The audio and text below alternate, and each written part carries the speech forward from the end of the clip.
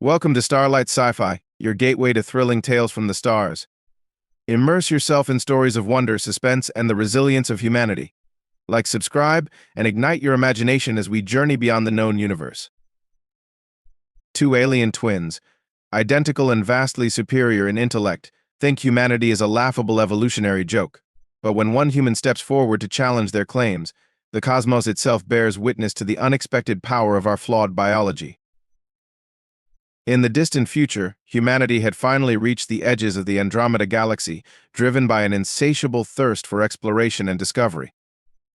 Amidst the stars lay the Zareth Collective, a union of advanced alien civilizations whose collective knowledge and resources could propel Earth to unimaginable heights or exclude it from interstellar cooperation entirely. To the Zareth, humanity was a curiosity, a young species struggling to find its place among the ancients. The council chamber of the Zareth Collective was an awe-inspiring arena, suspended within a massive nebula, its crystalline walls glowing faintly with the light of distant stars. Delegates from countless worlds gathered to witness the proceedings. At the center stood Dr. Elias Carter, a modest human xenobiologist selected to represent Earth. He was no soldier, no diplomat, but a scientist with an unshakable belief in the potential of his species. Opposite him stood the Althar twins, identical in form and mind, shimmering beings composed of crystalline matrices that pulsed with a radiant inner energy. The Althar were renowned across the galaxy for their mastery of anatomy and biomechanics. With bodies engineered to perfection and minds linked by quantum resonance, they were considered paragons of evolution. The twins began their demonstration with an air of superiority. Using advanced holographic projections, they dissected the human form in excruciating detail, highlighting every perceived flaw. The audience watched as glowing images of Elias's skeleton, muscles, and organs appeared, each labeled with annotations in the Zareth's universal language. "Observe," the twins announced, their voices reverberating as one, "the inefficient design of this creature. A single heart to sustain its fragile life.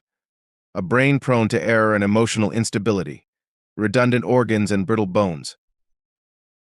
They zoomed in on the human spine, calling it a relic of evolution, unfit for advanced beings. They pointed to the susceptibility of human skin to injury, the limits of physical strength, and the constraints of short lifespans. Laughter rippled through the assembly, a rare show of amusement in the otherwise stoic council. Elias listened in silence, his face impassive. He knew he could not match the Althar twins in physical prowess or intellectual speed. What he had, however, was something no other species fully understood: the ability to adapt, to endure, and to innovate under pressure. When the twins concluded their report, Elias stepped forward. His voice was steady, his tone resolute. "You see flaws. I see potential. If you truly wish to test us, then let me show you what humanity is capable of." A challenge was issued, a series of tests, physical and mental, designed by the Zareth to determine whether humanity deserved a place in their esteemed collective. Failure meant exile for Earth, perhaps permanently. The stakes were enormous, but Elias felt no fear. He knew this was humanity's moment, and he would fight not with strength, but with the very imperfections the twins had mocked. The first trial was one of dexterity and precision, a contest designed to highlight the physical and cognitive superiority of the Althar twins. The arena transformed into a chamber filled with intricate machinery. Gears, levers, and shimmering crystal components floated in mid-air, each piece glowing faintly. The task was simple in concept but daunting in execution: assemble a functional device using these components within a strict time limit. The device, a complex energy converter, required both speed and exactness. The Althar twins moved first, their crystalline limbs gliding with mechanical perfection. Their translucent fingers, sharp and precise, manipulated the floating parts with ease. Every movement was fluid, every action deliberate. They worked in perfect synchronization, as though sharing a single mind, a reality made possible by their quantum-linked consciousness. Within moments, the foundation of the device began to take shape. The spectators murmured their approval, impressed by the Althar's mastery. Each piece clicked into place with flawless precision, forming a structure that seemed to hum with potential energy. Their efficiency was mesmerizing. There was no hesitation, no error, just pure execution. Then it was Elias's turn. He approached the array of components with an air of quiet focus, his mind racing. Unlike the Althar twins, he lacked the innate precision of crystalline limbs or a unified consciousness. His human hands, with their slightly calloused fingers, trembled faintly as he picked up the first piece. Elias worked slowly at first, studying the components, turning them over in his hands, and visualizing how they fit together. He didn't have the twins' speed, but what he lacked in rapidity, he made up for with intuition. Where they relied on predefined logic, Elias adapted. He noticed subtle flaws in the design of the components, slight asymmetries that the twins had ignored in their pursuit of speed. Instead of merely assembling the device as instructed, Elias modified it. He used spare parts to reinforce weaker connections, rearranged components for better energy flow, and created redundancies to ensure the converter would not fail under stress. His hands moved with growing confidence, guided by decades of human ingenuity and his training as a xenobiologist, who often worked with the unknown. The twins finished first as expected, their device standing tall and glowing faintly. The audience erupted into applause, confident that their champions had proven their point. But then Elias stepped back, his own creation complete.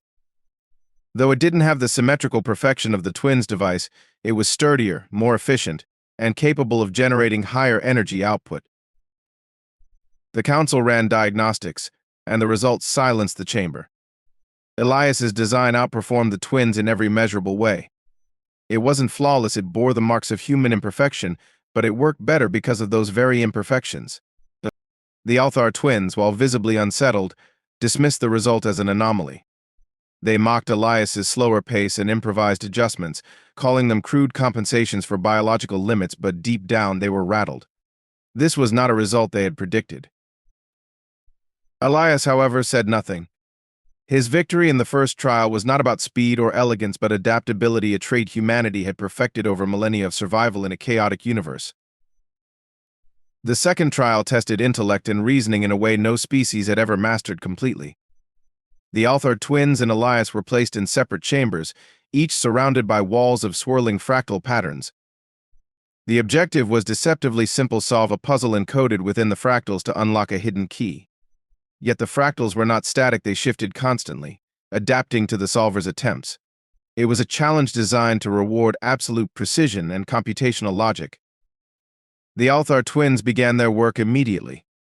Their crystalline minds, quantum-linked and optimized for pure calculation, analyzed the fractals in real time. To them, the puzzle was a mathematical construct, a series of probabilities and algorithms waiting to be solved. They processed millions of possibilities each second, their movements synchronized and unerring. In their chamber, the fractals responded predictably to the twins' approach, breaking down into smaller, simpler patterns as they progressed. The audience, watching through holographic projections, marveled at their efficiency. The Althar had solved similar challenges in the past, and this trial seemed to be no different. Elias, on the other hand, approached the task with a very different mindset. He stared at the swirling patterns, not as equations to be solved, but as something organic, alive. To him, the fractals weren't just numbers, they were possibilities. While the Althar twins relied on brute computational force, Elias leaned into what humanity had always excelled at: creativity and imagination. His initial attempts were clumsy, and the fractals twisted chaotically in response. He studied their movements, observing how they reacted to his inputs. Unlike the twins, who sought perfection in each step, Elias experimented. He made mistakes deliberately, at times to learn how the puzzle adapted. Each failure taught him something new. As the twins neared the end of their solution, Elias made a breakthrough. He realized the fractals weren't designed to be solved linearly. They thrived on complexity and unpredictability, rewarding approaches that embraced chaos. Instead of trying to reduce the patterns, Elias amplified them, feeding into their unpredictability until the fractals began to self-organize. The audience watched in stunned silence as Elias's chaotic method began to yield results. His fractals shifted into a completely unique configuration, one the twins had not encountered. Moments later, his chamber lit up, signaling completion. The twins finished seconds later, confident they had won. But when the council compared results, the true surprise emerged. Elias hadn't just solved the puzzle, he had uncovered an additional layer of complexity, revealing insights even the designers hadn't anticipated. His solution was not just correct, it was transformative. The twins were visibly shaken. Their calculations had been flawless, yet they had missed the deeper potential of the challenge. For the first time, their confidence wavered. Elias, however, remained calm. He understood that his victory wasn't about being faster or smarter. It was about approaching the unknown with curiosity and imagination, two traits deeply embedded in the human spirit. Once again, imperfection had triumphed over precision. For the third trial, the council introduced a challenge that tested adaptability in ways no rigid logic or perfect calculation could conquer. Both Elias and the Althor twins were placed in identical rooms, each containing a single object, a glowing orb that seemed to hum with a strange energy. The task was cryptic: understand its purpose and activate its potential. No further instructions were given, no clues provided. It was a trial designed to force contestants to confront the truly unknown.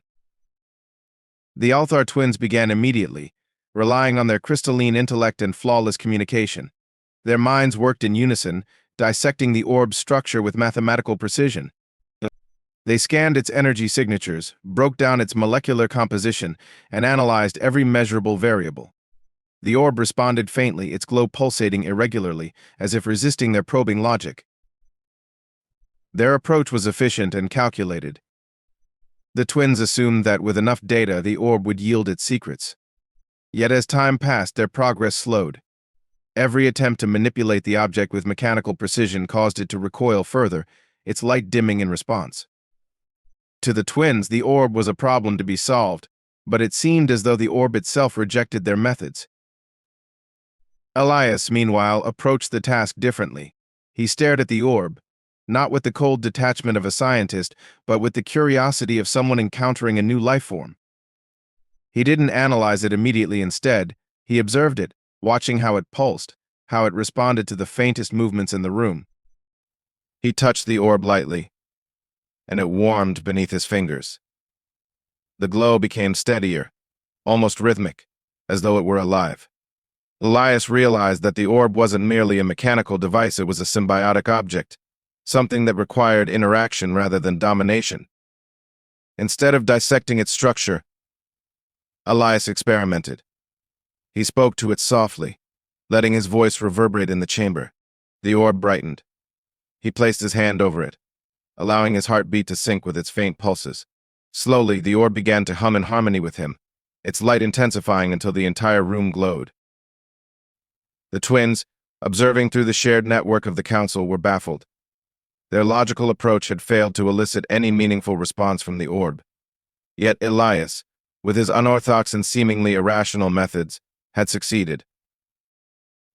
When the trial concluded, the council reviewed the results.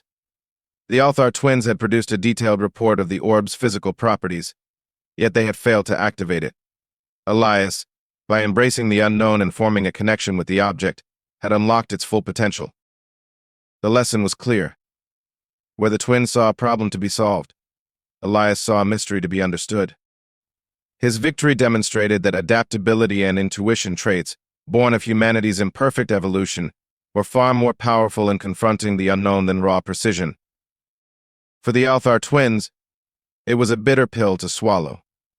Their superiority was rooted in their crystalline logic, yet time and again, Elias' chaotic, human methods had proven superior. As they left the chamber, doubt crept into their perfect minds. Elias, however, wasn't thinking of victory.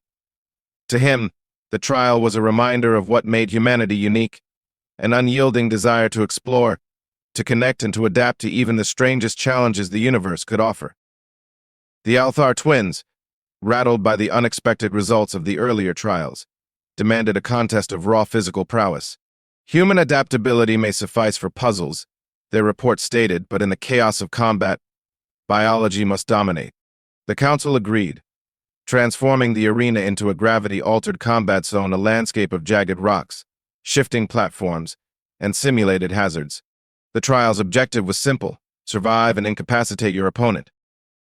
The twins entered the arena with the confidence of beings engineered for perfection. Their crystalline forms shimmered with refracted light, their limbs sharp and angular, built for precision and power.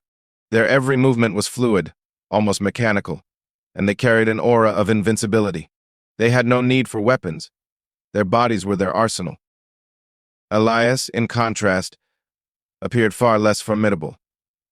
Clad in a lightweight suit designed to counteract the altered gravity, his human frame looked fragile against the towering forms of the Althar twins. He had no natural armor, no built-in strength enhancements, and no perfect symmetry. What he had was instinct, and the knowledge that brute force alone would not save him. The trial began with an earth-shaking explosion, the signal to start. The Althar twins moved in unison, their crystalline bodies cutting through the air with terrifying speed. Their strikes were precise, their movements calculated to predict and counter any response. They were, in every sense, flawless in their execution. But Elias didn't meet their strikes head-on. He darted between the jagged rocks, using the terrain to his advantage. Where the twins relied on their overwhelming strength, Elias relied on agility and unpredictability. Each step was calculated to exploit their rigidity. He feinted to draw them into unfavorable positions, forcing them to expend energy unnecessarily. As the combat progressed, the twins grew frustrated. Their movements, while flawless in isolation, lacked adaptability. They couldn't adjust to Elias's chaotic strategy. They struck with precision, but he was no longer where their blows landed. Every missed attack chipped away at their crystalline forms, cracks forming in their once impenetrable bodies. Elias, meanwhile, used the environment to amplify his attacks. He triggered a collapsing platform that sent one twin crashing into the rocky terrain. He hurled debris, creating distractions and forcing them to divide their attention. Though he was outmatched in strength, his creativity turned the arena itself into a weapon. The turning point came when Elias exploited the arena's shifting gravity. He lured the twins onto an unstable platform, timing his escape perfectly. The platform flipped, sending the twins tumbling into a gravity well that pinned them in place. Their flawless bodies, designed for efficiency, couldn't compensate for the sudden environmental shift. As the dust settled, Elias stood battered but victorious. His chest heaved with exertion, his body bruised and bleeding, but he had done what no one believed possible. He had outmaneuvered beings engineered for perfection with nothing but his wits, his instincts, and his determination. The council watched in stunned silence. The Althar twins, once symbols of invincibility, lay defeated, their bodies fractured and dimmed. For the first time, the cracks in their perfection were visible, both physically and metaphorically. Elias, despite his injuries, did not celebrate. This victory, like the others, was not about proving superiority, it's showing that humanity's strength lay in its imperfection. Adaptation, creativity, and resilience, these were the traits that had carried humans through millennia of chaos and survival. And now they had carried him through this trial as well. The Althar twins, their pride wounded, retreated to the edge of the arena. Their confidence was shaken, their belief in the supremacy of perfection fractured. They had underestimated humanity, and the consequences of that mistake would echo far beyond this trial. The final trial was not announced. Instead, it unfolded without warning, catching both Elias and the Althar twins off guard. The council chamber transformed yet again, morphing into a vast and barren wasteland, with a sky veiled in storm clouds that crackled with violet lightning. The air grew heavy, charged with energy, and the ground beneath their feet shifted restlessly, as though alive. Elias and the twins were separated, each standing in isolation. A voice, disembodied and omnipresent, echoed through the street. Will test not your strength, intelligence, or agility, but your resolve. Survive or surrender. The choice is yours. Without further explanation, the trial began. The ground split open, revealing an abyss that radiated heat and light. From the chasm emerged creatures unlike anything Elias had seen, writhing, shadowy forms with piercing, luminescent eyes. They advanced relentlessly, their movements erratic and unnatural, as though drawn to the challengers by some invisible force.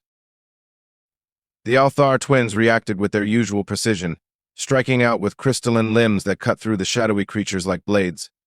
Each strike was flawless, each movement calculated for maximum efficiency. Yet for every creature they destroyed, two more emerged.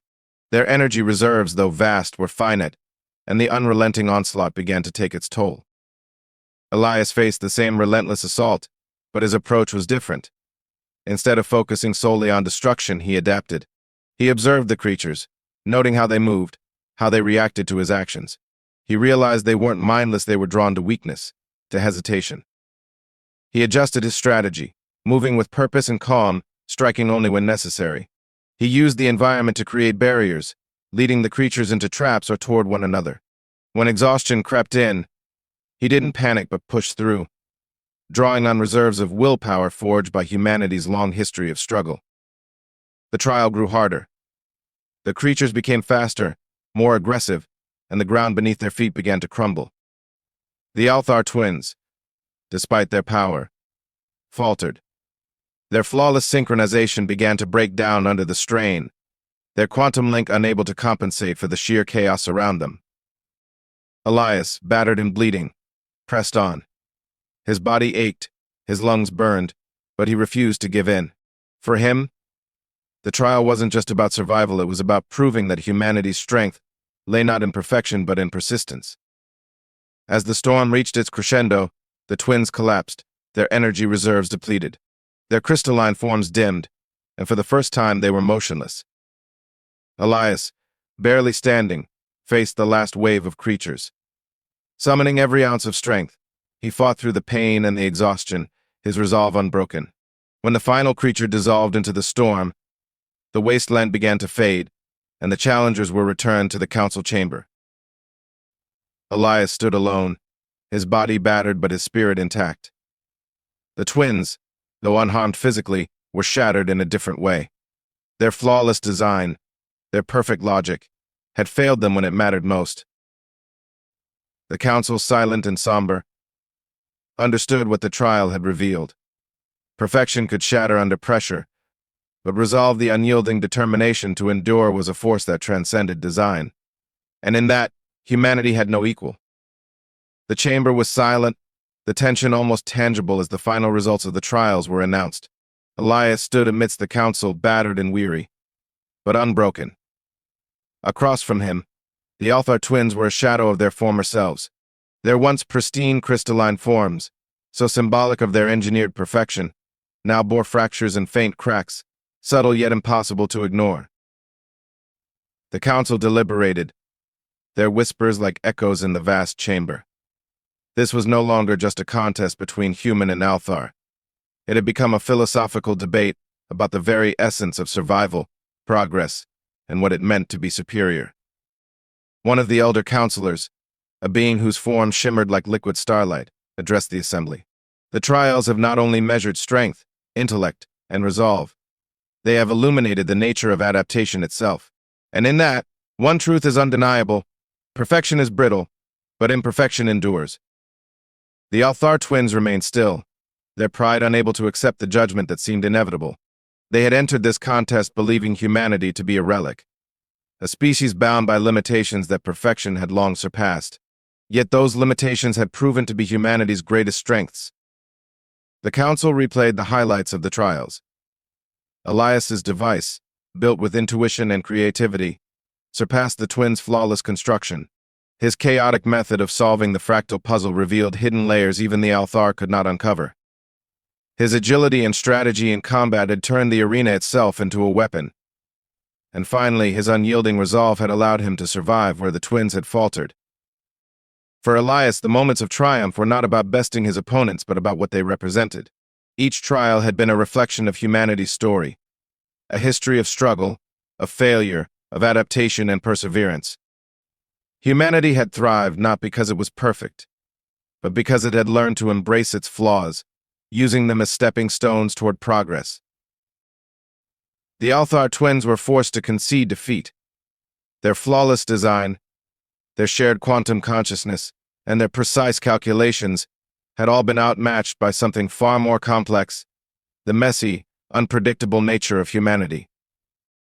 As the council concluded their deliberations, they delivered their final proclamation. Humanity is not bound by the limits of perfection.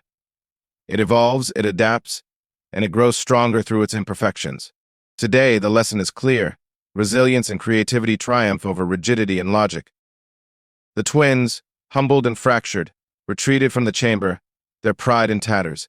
For Elias, the victory was bittersweet.